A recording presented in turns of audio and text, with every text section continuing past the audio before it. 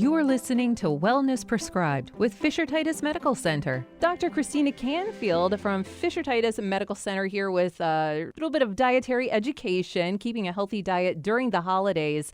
So thank you so much for speaking with us today. Well, thanks for having me. So with this, the holidays coming up, are going to be a lot of tough choices diet-wise. So what can people do to ensure that they are staying healthy during the holiday season? Well, it's important to follow the diet that your physician or dietitian has prescribed for you. But also, you're right, tempting treats all around. So a tip that the dietitians taught me is to take just a little bit of that tempting treat. Don't eat the whole piece of pumpkin pie, just a little bite of it. And making sure you balance your plate. Think about your plate, half fruits and vegetables, 1/4 meat, 1/4 carbs. And so think about how you're balancing that. Know your carb limits through the season and know what you're supposed to eat per meal. But mostly just giving yourself a little bit of that treat, not the whole thing. So moderation. Moderation. So what are some common conditions then that you see that are prevalent in rural communities then? There's a lot of that around this area. Well, certainly in Huron County, we struggle with obesity, diabetes, hypertension, COPD, and heart disease, kind of the big classics. But for instance, Huron County has a huge rate of obesity, no pun intended. So we really are needing to focus more on that in our efforts for prevention and treatment in the medical world. Mm-hmm. And so, again, Dr. Christina Canfield from Fisher-Titus Medical Center. Now, it's easy for people to hear things and to take this advice, but you've actually done this. You have worked with the dietitians and with that dietary education, so you know something about it personally. Right. It's a tough journey. I will not mince words about that. But in July 2022, I was diagnosed with diabetes, a disease I never wanted to have because I saw how my patients struggled with it. But I embraced right away diabetic education and met with a dietitian and have been able to lose 70 pounds since that time. Oh, wow. And get my diabetic numbers back down to the normal range with their help and just a structured diet program and exercise, things like that, just really following the advice that they gave. I challenged them many times on what they said. I'm like, this isn't going to work for me. I can't believe you're making me do this. And she challenged me to do it. And I said, okay, I will. And I had to come back and admit that she was right, which is always very humbling for us physicians. But it really does work. And I think for my patients, seeing me go through it and having success has really increased their desire to want to go meet with a dietitian. You just need help. This is not an easy journey.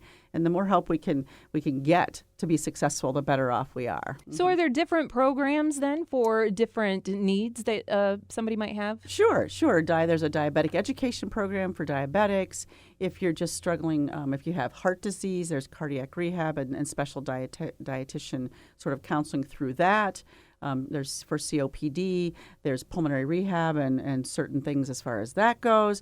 Every program has special needs, and every person within each chronic illness also responds differently. So you really have to tailor things to each individual patient. So did anything stand out to you then personally as you were going through this experience? I think what stood out to me was that the culture teaches us that keto or absolute low carb is the absolute best way and the only way to lose weight.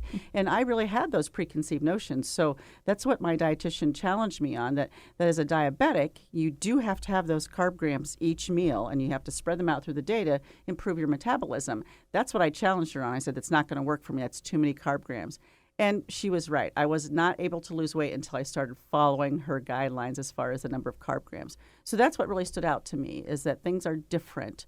Your metabolism in your body is different. So dialing it back then to what you were talking about, Huron County and the needs of people here. So do you see a lot of people with dietary and nutritional deficits where they might need just this additional education? They just don't know. Absolutely. I tell them, I thought I knew it all. I know you can read on the internet and you can watch a YouTube video and you can do this, but it's really important to get good science, evidence-based data and information on how to do this properly. So most of my patients will tell me, no, I know what to do. And I say, well, I thought I knew what to do too. So try it. Just go and try. You'll be amazed at how much you learn. So really, truly, people do have a lot of misconceived ideas about what's proper for their particular disease process. So then how do patients get started with that then? Do they just come see you? Do you have to refer them? How does all of that work? Usually it's a referral from your primary care doctor. I would encourage everybody to talk to their primary care doctor about this.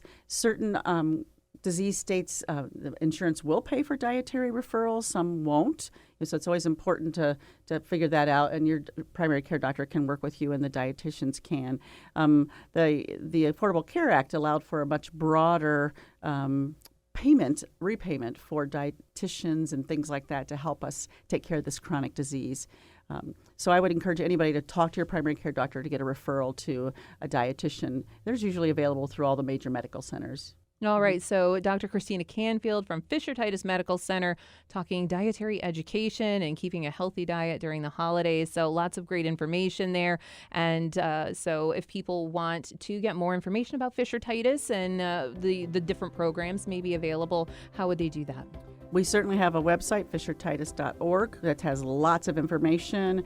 You could call, like I said, talk to your primary care physicians. They can refer you, or lots of things. I think there's websites and Facebook pages and all that social media thing. So you've got the information out there. Absolutely. All right. Well, thank you so much for taking the time to chat with us today. You've been listening to Wellness Prescribed with Fisher-Titus Medical Center.